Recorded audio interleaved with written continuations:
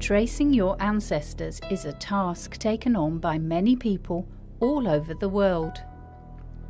For some, it's led to the discovery of a famous ancestor, a journey to a far-off native land, or even the unearthing of a hidden secret or shady character in the family's past.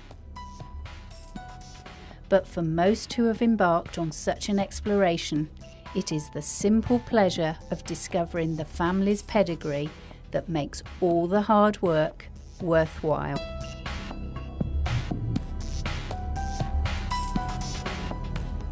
Many people have thought about creating a family tree at some time, but quite often, for one reason or another, it's one of those things people never get around to doing.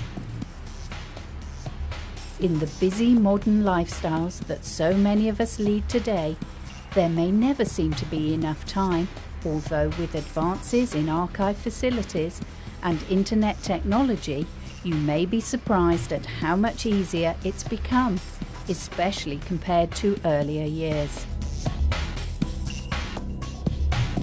The idea of tracing your heredity may seem a little daunting in today's social situation where families are becoming more spread out across the world. But as challenging as this may seem, it can be done, and this program is designed to show you how. For the best part of the next hour, you'll be taken on a step-by-step guide of how you can construct your own accurate family tree, including a tour of the most significant sites in British record keeping, as well as a few interesting facts and amusing stories slipped in along the way.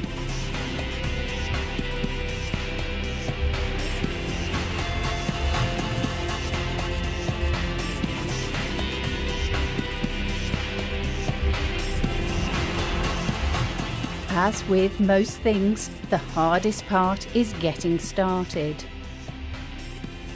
For a beginner, tracing just one side of the family, either the paternal or the maternal lineage, is the best thing to do until you get the hang of things. You may choose to trace your own surname first, but in some families it'll be easier to follow your mother's line. When you've decided which side of the family to look at, write down everything you already know. It's best to start with yourself and all your family details and then work backwards. Include information about your past and present relatives, recording dates, places and names of births, deaths, marriages and other similar events, and clearly note down how everybody's related to each other. But don't worry if there seem to be gaps and grey areas. This is to be expected, and half the fun is being able to fill in the blanks as your investigation develops. Once you've gone as far as you can on your own, it's time to talk to other relatives to confirm and expand upon what you've already recorded.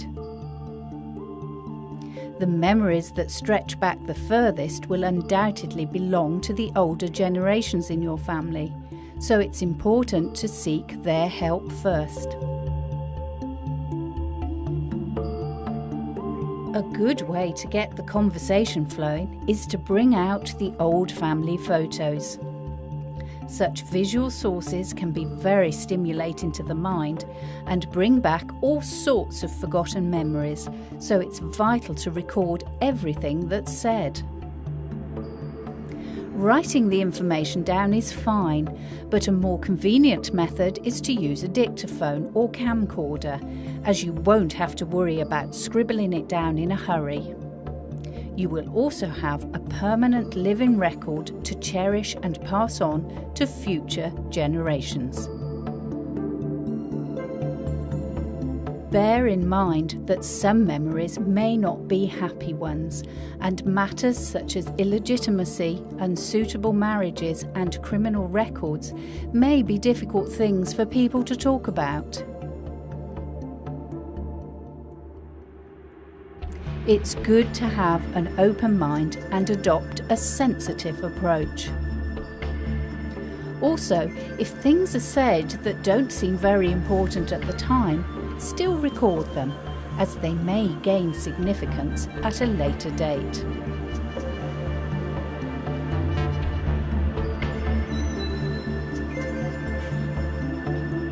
Once you've spoken to as many people that can help you as possible, it's a good idea to put pen to paper and record your findings in the form of a diagram.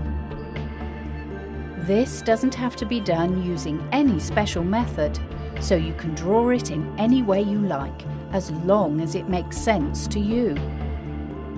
There are, however, two common ways of constructing a family tree you might want to use. A birth brief chart shows your direct birth line and includes parents, grandparents, great-grandparents, and so on. Investigating this line of your family is good for beginners wanting to take a more simple approach, and you always have the option of expanding your search at a later date.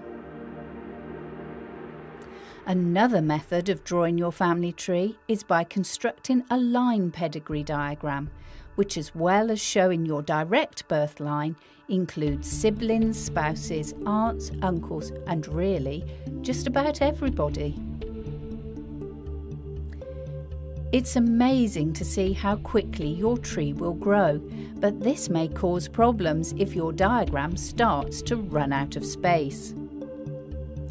An old trick to get around this one is to draw your tree on a roll of old wallpaper, so your ever-increasing diagram has an ever-expanding piece of paper. This technique would certainly come in useful for anyone constructing a family tree of the royal dynasty, where many of the families within Europe are related. Take, for example, the much-respected Queen Victoria, mother to 9 and grandmother of 40. The pattern of her lineage has received some very close attention over the years. The majority of Queen Victoria's children and grandchildren married into some of the most significant royal households in Europe. However, unbeknown to the young Victoria when she married her beloved Albert in 1840, she was a carrier of the very serious blood disorder haemophilia. The interesting aspect of this hereditary disease is that it can only manifest when passed on to a male. A female can never contract haemophilia, but is the only sex to be able to carry the disease. Of all Albert and Victoria's children, Prince Leopold was the only haemophiliac sufferer and the first member of the royal family to have the condition. However, at least 3 out of his 5 sisters were carriers. Even when we put human biology to one side, it's still quite easy to see from these facts how haemophilia became fairly common throughout Queen Victoria's descendants. Branded the royal disease, haemophilia spread to Germany through Victoria's grandchild Irene when she married her cousin Henry of Prussia. The disease even spread as far as Russia when Princess Alix, another of Victoria's granddaughters, married Tsar Nicholas II. After producing 4 daughters, Alex finally gave birth to the long-awaited heir to the throne in 1904. His arrival was a relief to say the least, but lo and behold, the little boy named Alexis was a sufferer of the royal disease. Choosing to keep the illness a secret, the family became secluded and mysterious, and public rumour started to build. But more than causing a painful affliction upon the family, haemophilia went on to play a far bigger role on their lives than could ever have been imagined.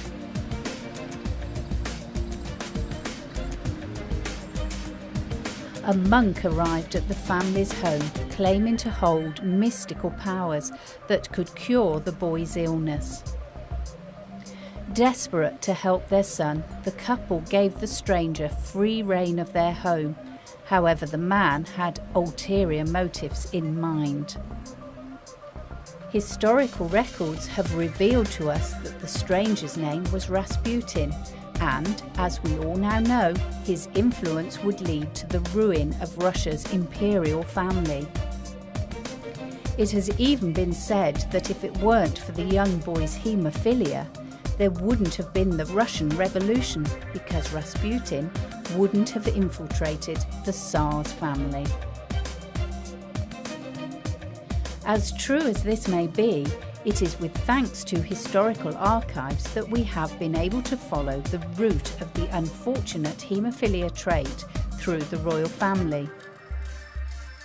The use of a tree diagram has proved a most practical method for investigating how the gene was spread, although today, thankfully, the existing Windsor household seems to have escaped the famous royal disease.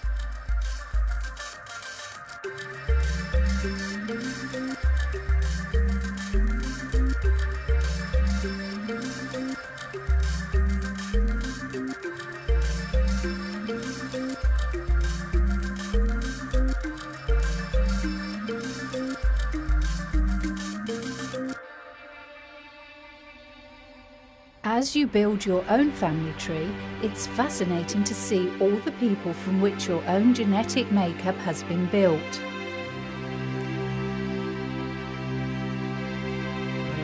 If something like haemophilia or colour blindness exists in your family, it's also very interesting to work out which other of your ancestors may have been carriers or sufferers. A useful tip is to keep 2 copies of your family tree document, as you can use one for reference and the other as a working copy to add notes to. Remember though that you can't necessarily take everything as fact until you have documented proof, and tracking down such evidence is the next step of the process.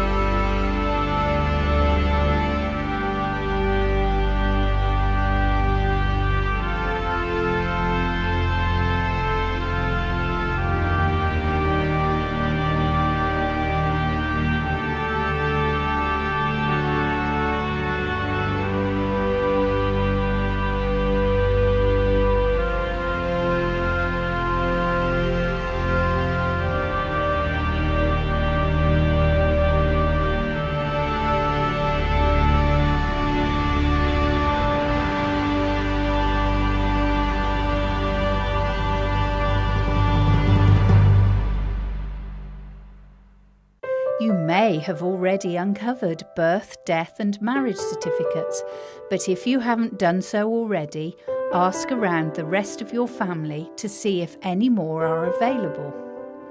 This will also save you the cost of ordering new copies. The information on the certificates may vary, but will usually include a name, date and place of event.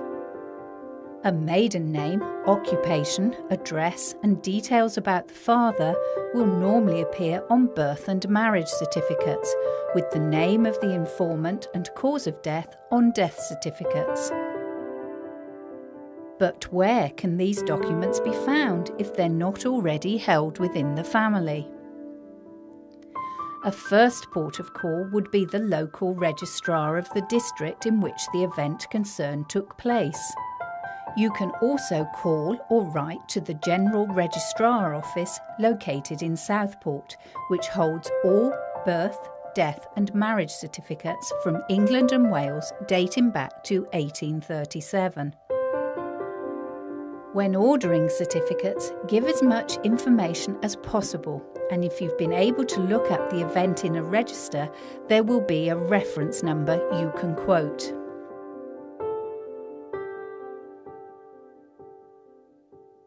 The Family Records Centre, located in London, holds a wealth of information containing the search facilities of the National Archives Census Reading Rooms, as well as the public search room services of the General Register offices, formerly held at St Catherine's and Somerset House. Although original registration records aren't open to the public, the Family Records Centre can provide you with copies of certificates, offer administrative support, and can assist you in tracing your family. Indexes of births, marriages and deaths have been recorded for Wales and England since 1837, including those of some British citizens living abroad since the late 18th century, as well as deaths from the two world wars. But what if you don't know who your family are in the first place? Official records of adoptions in England and Wales began in 1927 and can also be traced through the Index of Legal Adoptions, which are also held at the Family Records Centre in London. Although no details of the birth parents are given, the index gives the adopted name of the child and the date that adoption took place.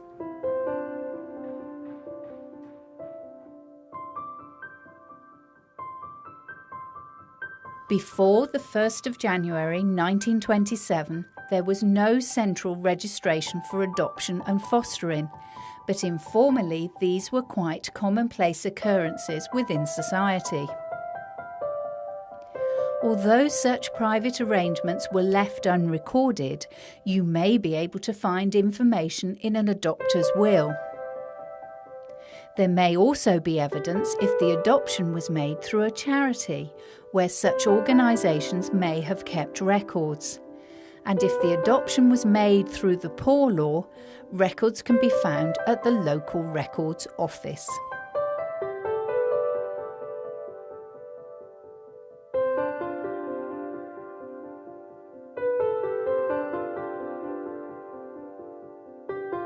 For anyone over the age of 18 who was adopted in the UK, a copy of their original birth entry is obtainable from the Registrar General. To obtain the relevant application form, you just need to contact one of the offices, which are located in Southport, Belfast and Edinburgh, and they will give you any other important administration information that is needed. Census returns can also be some of the most valuable and useful pieces of information for a family historian. Formally introduced in 1801, the census was taken every 10 years after this time, but unfortunately for us genealogists, the first 3 returns were simply head counts of the population, and apart from a few exceptional cases, no personal information was recorded.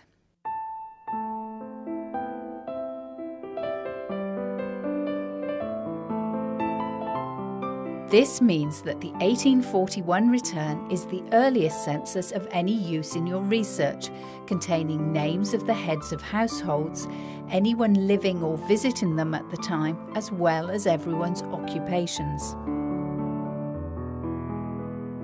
Ages were rounded off to the nearest 5 years, and although children under 15 should have had their ages recorded, this wasn't always the case. A tick also indicates whether the person was born in the country of the census or abroad. As you've probably realised, the problem with early census documents is the vagueness of the information, which is made even trickier to decipher, as documents were quite often made out in pencil. However, as time went on, the census became far more thorough, with exact ages, places of birth, and the specific relationships to the head of the household recorded.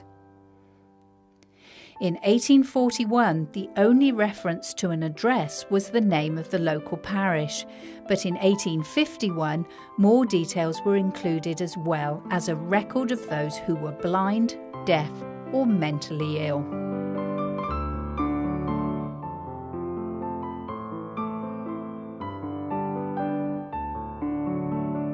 If you want to get access to census returns of a particular geographical area, then you can visit the local parish records office or contact the Family History Society of the area you're interested in, which should hold all copies of local census returns. To view such documents from all over the country, the Family Records Centre in London is the place to go.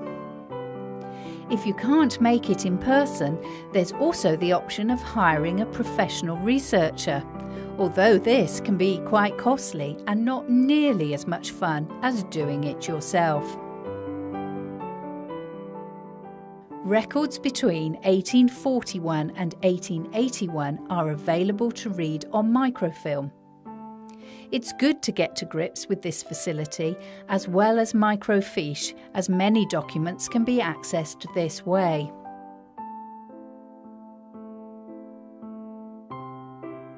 Any society or centre offering these services will be more than pleased to help you learn how to use them for yourself, and such places are likely to have facilities for you to be able to photocopy relevant documents to take away with you.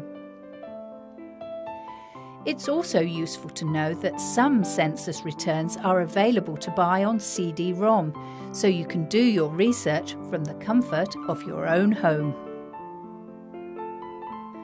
One significant point to highlight with these documents is that there's a 100-year restriction on access, which means the most recent record you'll be able to get your hands on will be the 1901 census.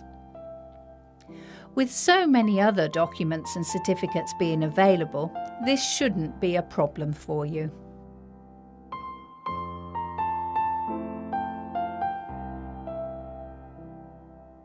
The 1901 census is in fact the first to be fully available to search via the internet by visiting the website of the Public Record Office. You have to pay to gain access to this service, which can be done through obtaining a voucher, which provides a number for you to type into the website and register. There should be a library or centre close to your area where you can purchase these vouchers, but the website also provides details of where you can go.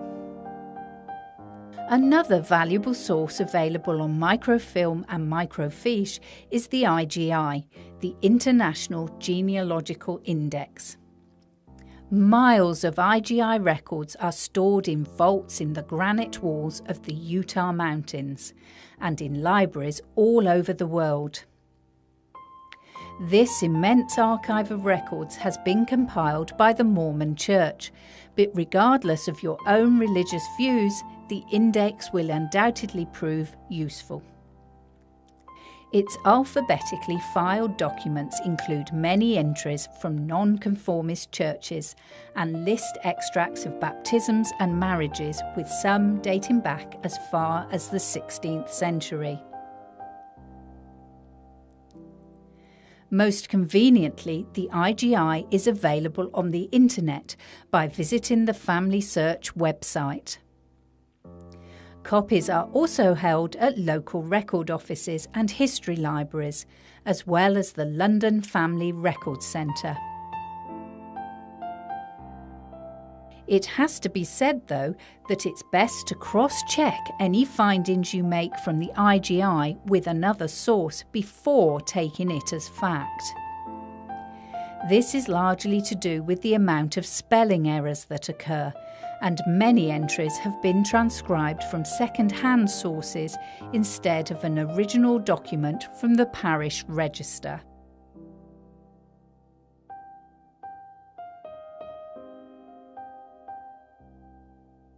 As with other indexes, full transcriptions are not included, but instead are recorded in an abbreviated form, so entries shouldn't be taken at face value.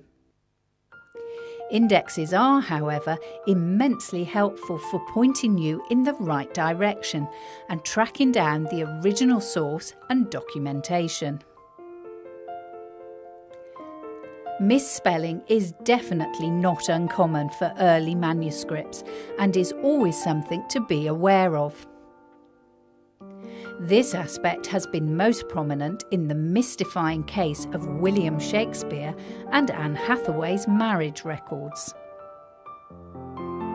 On the 27th of November 1582, an entry was made in the Bishop of Worcester's register that recorded the licence for the marriage of William Shakespeare to one Anne Whatley. The following day in the same register, a marriage licence bond was recorded, but this time for a Mr. William Shakespeare to a Miss Anne Hathaway. It was quite common for names to be spelt phonetically back in the 1500s, so experts seem to believe that both the Williams mentioned in the records relate to the one William Shakespeare. However, the surnames of the two Annes have not been so easily accepted as belonging to the same woman. Not only are the pronunciations dissimilar, but they were from different places. Anne Whatley was recorded to be from Temple Grafton and Anne Hathaway from Stratford.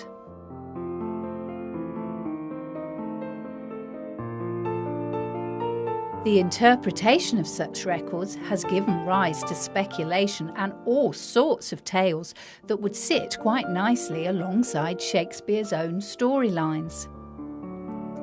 We could even be led to think that Shakespeare was in the midst of a double relationship with two women called Anne. Experts also believe that on the 28th of November, the day that the second entry was made, two close friends of Anne Hathaway's late father, Richard, appeared at the registry and paid £40 to make sure nothing would stand in the way of her marriage to Shakespeare.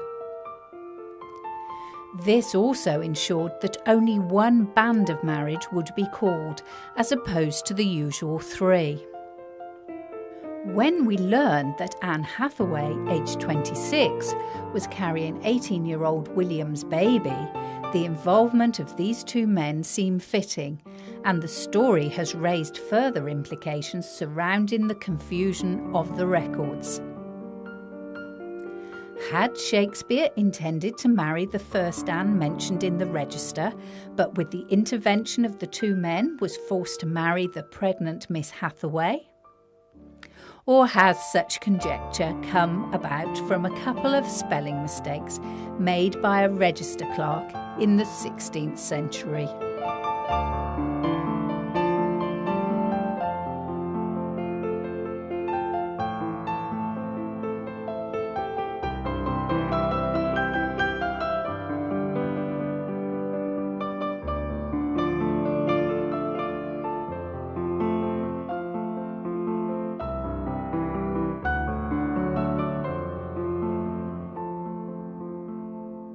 We may never know the truth about this part of William Shakespeare's love life, but his story is a good illustration of how spelling can play its part in the twists and turns of uncovering your true pedigree.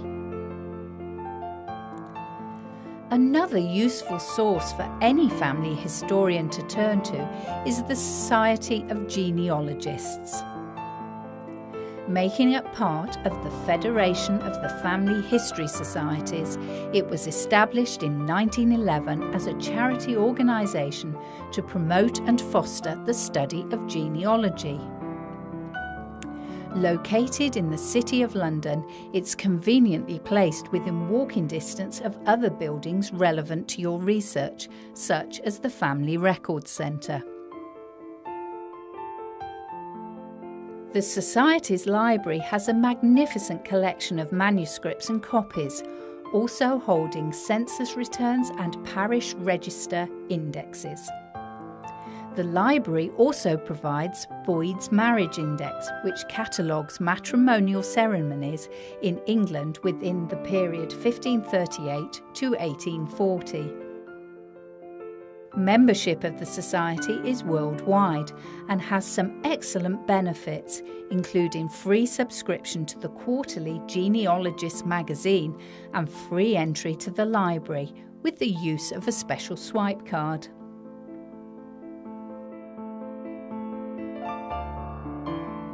Your regular haunt will undoubtedly become the county record offices, as you'll find they hold a lot of the information you'll need, from parish registers and local censuses to apprenticeship papers, estate collections and probate records. But with so much to sift through, it might be a good idea to spend your first visit simply familiarising yourself with the materials available.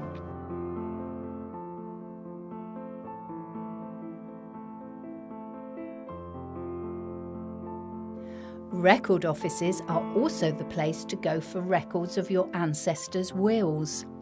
These documents can reveal some fascinating information and may contain the name of several generations of the family. Deciphering a will can be quite a challenge for a number of reasons. Old handwriting and incorrect spelling notoriously make it difficult, but patience, a good magnifying glass, and a good book on the subject should see you through. Wills aren't often written out fully in Latin, although in such a case professional help in the form of a translator may be required.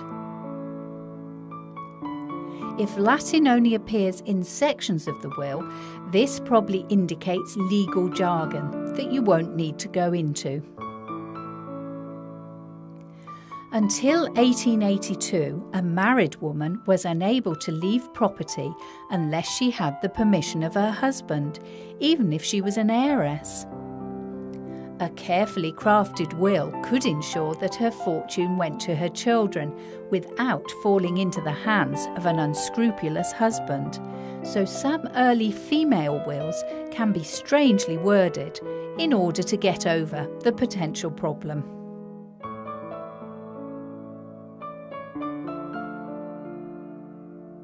Apart from parish record offices, copies of wills from the Prerogative Court of Canterbury, dated until 1858, are held on microfilm at the Family Records Office.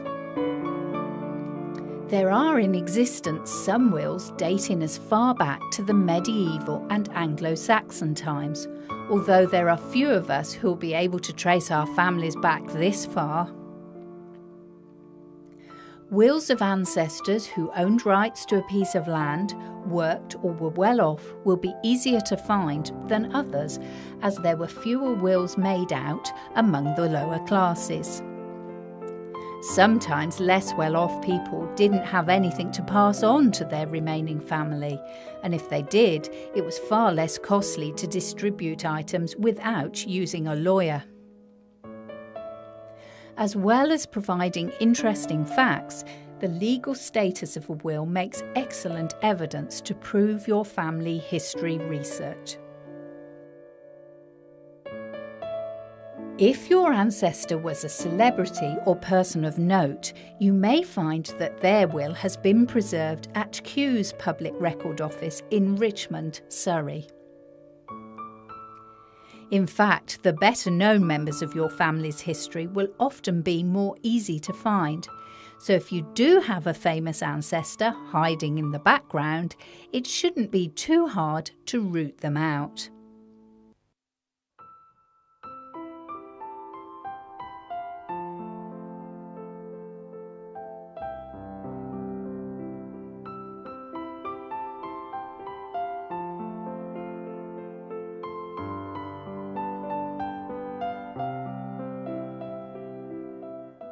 Some very grisly events of the 1800s have made 5 ladies' names very famous, but not in the glamorous sense of the word, as they were the unfortunate victims of the notorious serial killer Jack the Ripper.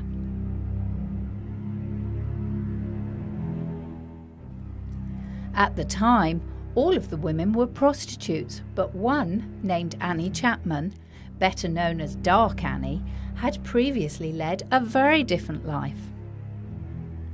Daughter to a private in the 2nd Battalion of Lifeguards, Annie once resided with her husband John and her 3 children at 29 Montpelier Place, Brompton. After mutual consent of a separation, Annie and John parted, with Annie receiving a weekly allowance of 10 shillings. It wasn't until after John Chapman's death on Christmas Day 1886 that Annie turned to prostitution.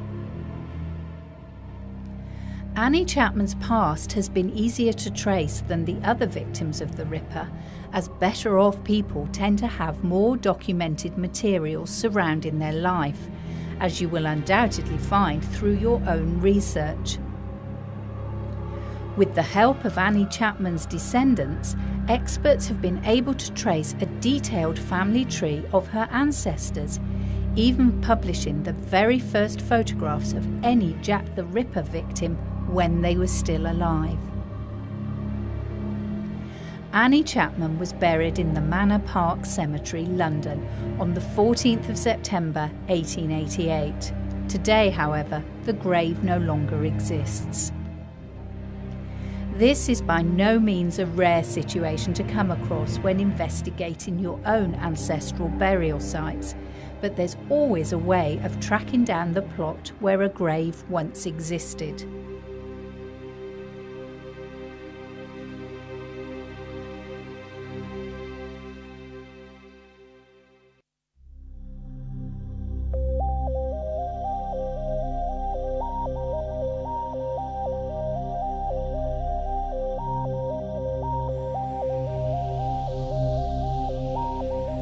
Local record offices should have copies of their parish burial records, as should family history societies, churches, chapels, temples and other such places. The National Burial Index was released in 2001 and contains abbreviated records displaying the name of the deceased, where and when the burial occurred, and the organisation that transcribed the record. Visiting graveyards can make a nice change from working inside with books and computers, and provides another level for you to find a connection with your ancestors. Gravestones will usually give you a full name, the area they were living, sometimes details of a spouse, and of course the date and age of death, from which you can determine the birth date. Families were very often buried in the same graveyard, so keep an eye out for other stones with the same surnames. Occasionally you may arrive at a burial site to find it's been deconsecrated and turned into something else, like playing fields. But don't let this put you off. There will still be records to refer to, for which the National Burial Index will prove most helpful.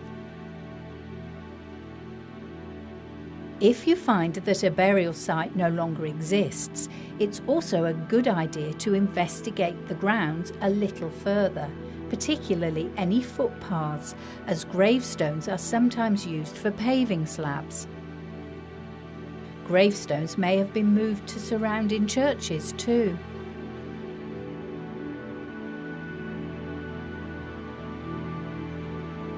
Some very old stones can be hard to read, so taking a rub-in with paper and crayon can help.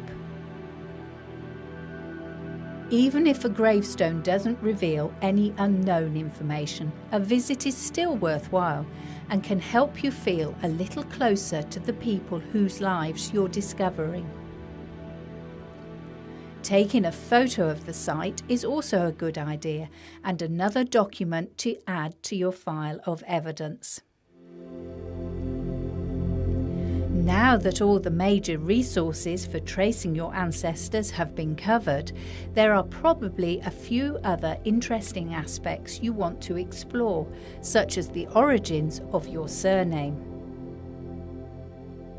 Due to the passage of time and a lack of detailed records, tracing the exact origin of your surname may not be possible, although a close inspection of your surname can reveal some useful clues.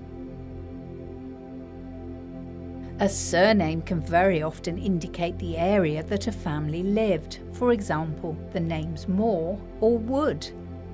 Specific locations such as Meldicott or Oakover can give away the actual town or village. Great dynasties in English history and more humble families alike have adopted their surnames in this way, but do take a cautious approach until you find proof, or at least a link to the area concerned.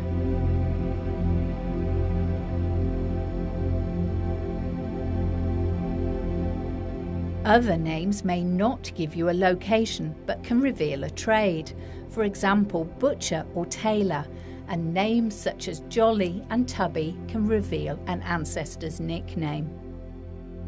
Williamson and Richardson show that a name has been taken from a parent, and you may even find a combination of all the different surname types. There are lists and directories to refer to when researching names, with many provided on the internet, although genealogy centres and societies can advise you.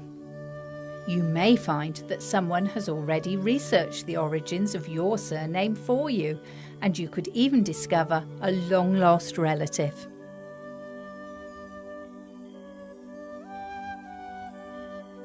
Remember, though, that surnames are only the product of the last 500 years or so, and it was once legal for a man to change his own surname without even consulting anyone. So after tracing a few generations back, you could find a sudden change of name occurs. Surnames can also be traced through local and national newspapers by searching birth, death and marriage columns, which are accessible via the internet and other major archive collections.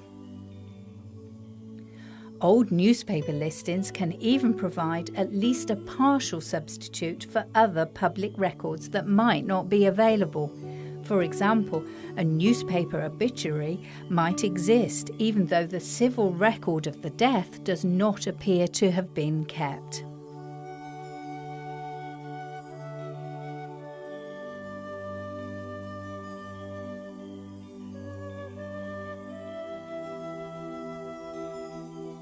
A lot of people will find they have some person of note in the history of their family, but a few may find something a little more dramatic.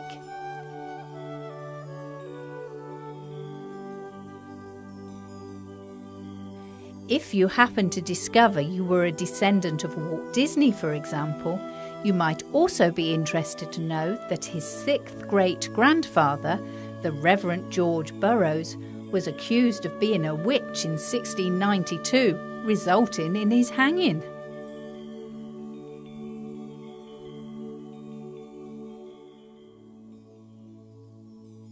Other claims to fame include that of school bus driver Susan Brown, who found out that she was a descendant of Abraham Lincoln. Some people aren't always impressed with who their famous relations are, as in the example of one lady living in France, who is very disappointed to be the great niece of the famous 1930s gangster Al Capone. Such stories make delectable family legends to pass on, but for most of us who don't find we're related to such famous names, we may find our search takes us to other parts of the country instead. Wales follows a very similar system to that of English genealogy. A large number of Welsh wills can be found in Aberystwyth at the National Library of Wales, but all Welsh administrations since 1858 are also kept at Somerset House in London.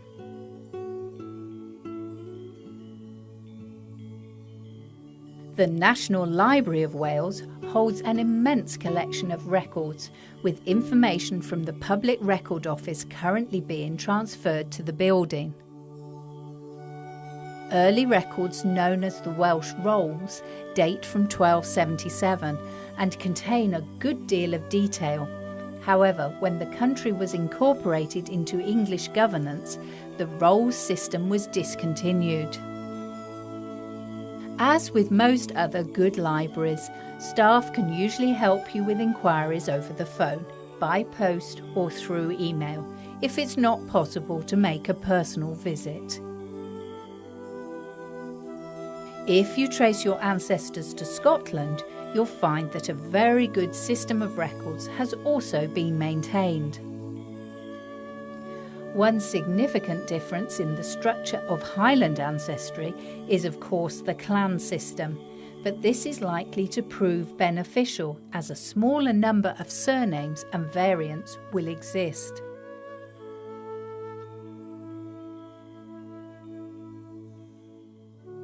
Birth, death and marriage registration was made compulsory in Scotland in 1855 and can be found at the Scottish General Register Office.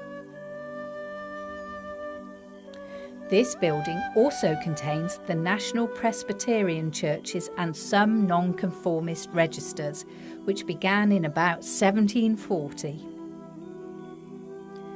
Old parish registers that date back even before this time are also held, with the earliest from 1553, although this is quite an exception. The IGI, collated by the Mormon Church, also holds copies of all such records.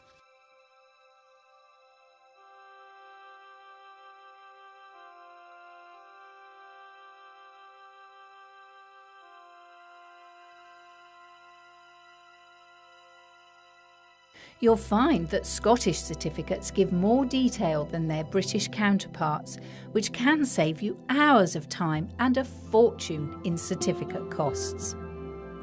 Birth certificates display the date of the parents' marriage, marriage certificates give the maiden names of both mothers, and death certificates also include the name and occupation of the deceased's father, as well as the mother's maiden name.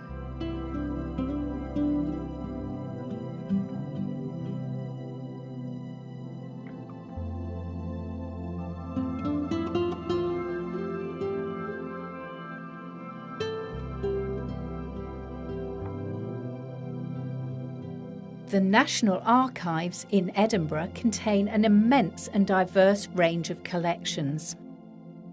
One of its many notable compilations is the General Register of Sassenes, containing around 50,000 volumes of information and dates back to the year 1617.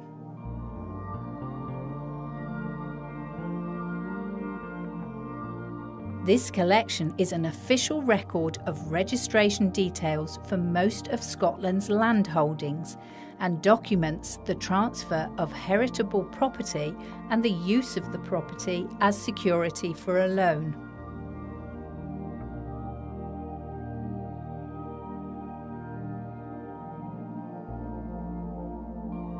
As is evident, Scotland holds a wealth of record information and useful resources, but for our other Gaelic ancestors across the Irish Sea, we find a very different story.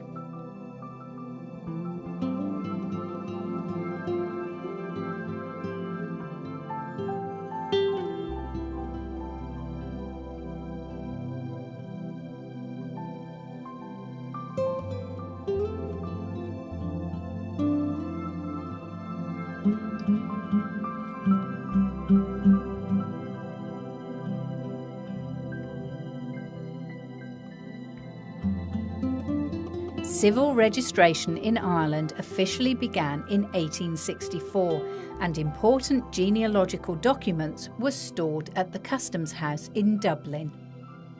Designed by one of the most distinguished architects of the 18th century, James Gandon, it is one of the most magnificent buildings in the country, although at the time, the location of its development didn't go down too well with city merchants and local dock workers. Later, however, far more serious troubles would surround the glorious building with the dawn of the Irish Civil War in 1921. As the trouble bubbled to a climax, the Customs House was set alight. The flames raged viciously through the stone walls for a full 5 days, destroying its entire contents, including all the important historical manuscripts. Although a major restoration project followed to return the Custom House to its full glory, the perpetrators of the fire had nevertheless succeeded in their plan to make British administration impossible. Another James Gandon masterpiece was the Four Courts on Inns Quay, but this building was another target of the Troubles, and on the 28th of June 1922, a battery of 4 18-pounder field guns began to shell the building, which the anti-treaty forces occupied. 2 days later, however, a far more damaging incident occurred when a bomb exploded in the centre of the Four Courts. The result of the blast demolished the record office with its entire collection of irreplaceable historical documents.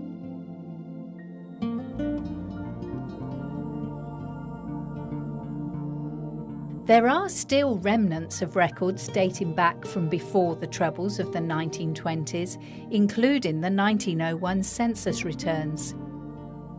Today, the Customs House has been restored to its original splendour, and along with the Public Record Office, also located in Dublin, holds existing records of administration and family history in Ireland.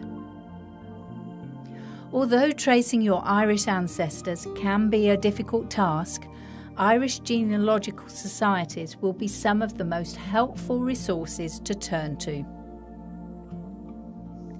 For the average family historian, it's quite possible you'll find an ancestor who once belonged to the armed forces or police force.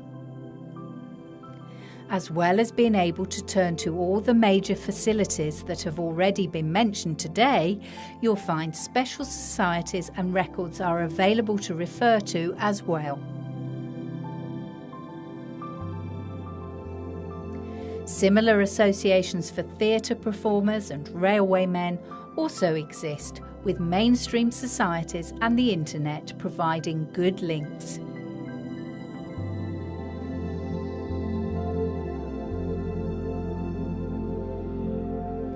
This programme has been dedicated to providing a practical guide for the novice genealogist. However, equally possible as someone wanting to trace their ancestors is that some people don't want to delve into their family roots.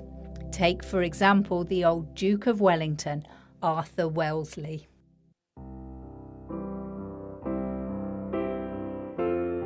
Born in Dublin in 1769, there's no getting away from the fact that he was Irish, a heritage for most Irish descendants to be proud of.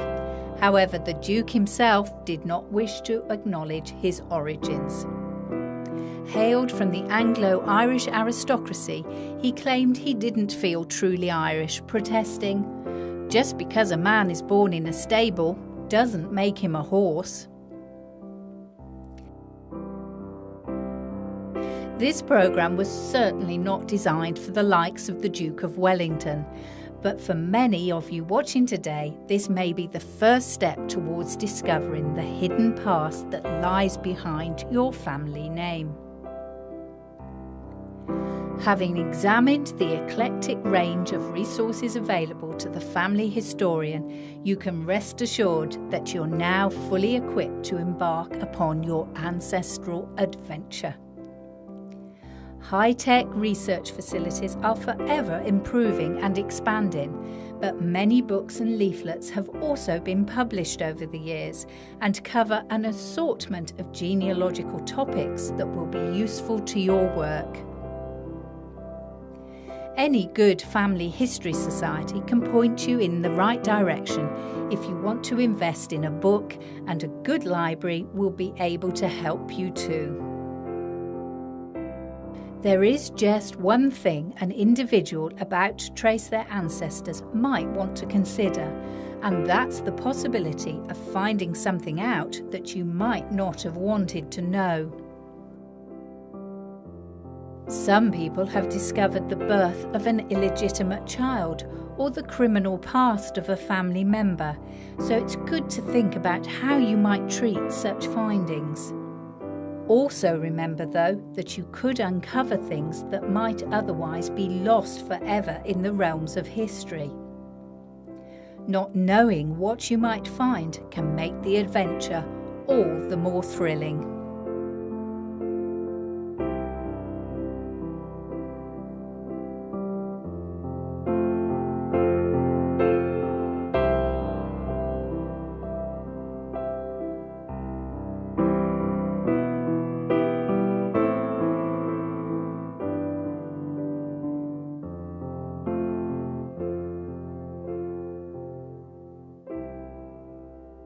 Your work may never feel complete, so remember, tracing your ancestors is an ongoing process that can keep you busy for years. And, like the rest of us, you're more than likely to stumble across an odd missing link or mind-boggling fact that may seem impossible to get your head around. But when such obstacles obstruct your pathway, try to find another direction to take your search in, and the pieces of the puzzle might just fall into place. Whether you're in the midst of your own genealogical exploration or saving the search for another day, all that's left for me to do now is to wish you the very best on your ancestral expedition.